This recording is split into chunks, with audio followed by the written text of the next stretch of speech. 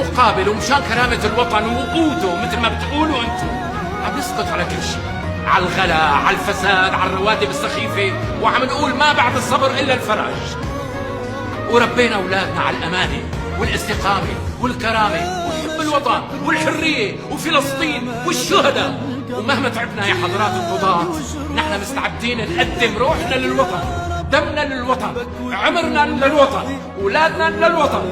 وأنا يا سيادة القاضي ويشهد ربي علي البلد اللي عايش فيها بحبها، بحب ميتها، بحب هواها، غيمها، شتاها، مطرها، بردها، حرها. بحب هالبلد يا سيدي، بحبها بعشاها، بموت بترابها. بس خايف يا حسن يكون هالحب من طرف واحد يا سيادة القاضي. بقى عرفتوا يا سيدي شو هو الوطن بالنسبة إلنا، وشو قدمنا نحن معشر البسطاء الفقراء للوطن. الوغى ننده نقول الله